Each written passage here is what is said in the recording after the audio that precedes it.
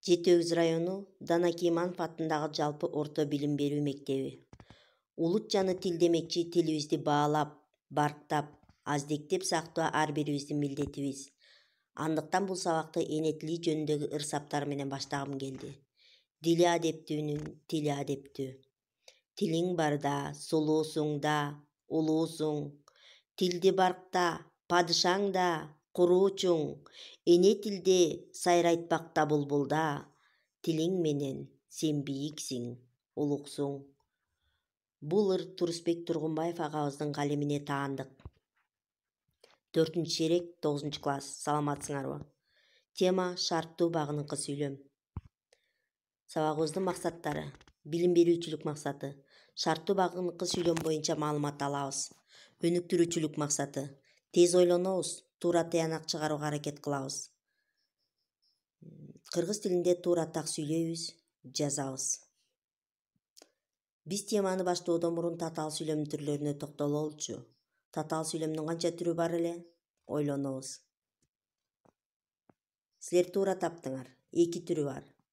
Алар тең байланыштагы татаал сүйлөм жана багыныкы байланыштагы татаал сүйлөм. Биз багыныкы байланыштагы татаал сүйлөм жөнүндө кеп кылабыз да, келгиле бул татаал сүйлөмдүн бөлүнүшүн эске түшүрөбүз. Багыныкы байланыштагы татаал сүйлөмдүн тутумундагы баш сүйлөмдүн ар түрдүү кырдаалын, ар түрдүү мүнөздөгү катыштарын билгизгенине карай төмөндөгүдөй түрлөргө бөлүнөт. Мезгил багыныкы сүйлөм, себеп багыныкы сүйлөм, максат багыныкы сүйлөм, шарттуу багыныкы сүйлөм, салыштырма багыныкы сүйлөм, карама-каршы багыныкы сүйлөм, сыпат багыныкы сүйлөм жана сан өлчөм багыныкы сүйлөм. Биз булардын ичинен шарттуу багыныкы сүйлөмгө кеңири токтолобуз. Алгач шарт деген сөздү түшүнүп алалычы. Шартты биз кайсы бир нерсе болуш үчүн атайын түзүлгөн кырдаал десек болот. Демек, кыймыл-аракет болобу, же бир башка окуя болобу, же кайсы бир зат болуш үчүнбү айтор шарт керек болот. Мисалы, күн жылыса, кар эрийт. Кар эриш үчүн шарттуу түрдө күн жылыш керек деп түшүнсөк болот экен. Багыныкы сүйлөмдөгү ой баш сүйлөмдөгү ойду жыйынтыктап, тактап тураарын эске алалы. Анда төмөндөгүдөй тыянакка келебиз. Баш сүйлөмдөгү айтылган окуянын, кыймыл-аракеттин, ойдун ишке ашуу же ашпоо шартын билгизип турган сүйлөмдү шарттуу багыныкы сүйлөм десек туура болот.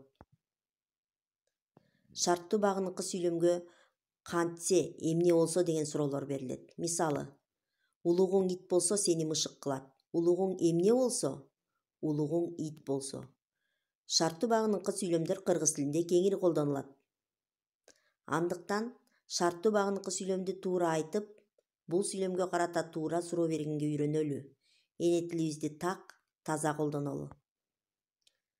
Ар бир нота өз ордунда кооз болгондой, эне тилибиз да эрежелер менен уккулуктуу болот.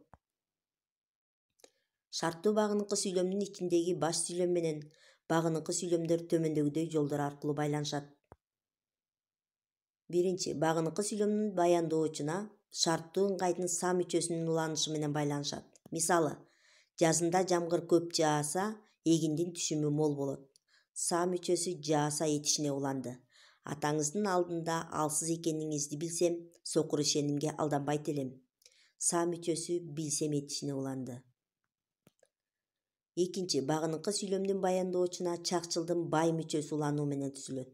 Мисалы, шагылы болбой, зоо болбойт. Шайыры болбой, эл болбойт. Көп уйкуга кызыкпай, сергек болгон жакшы экен.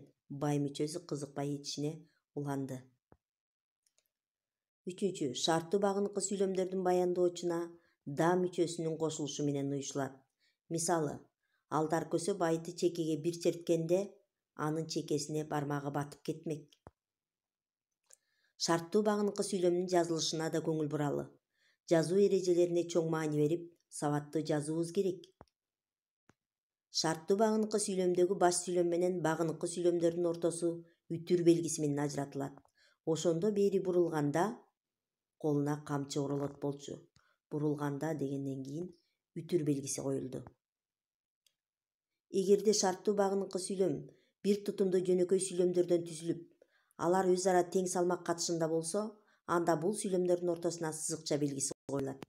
Мисалы, таш койсоң, таш аласың, кыш койсоң, кыш аласың.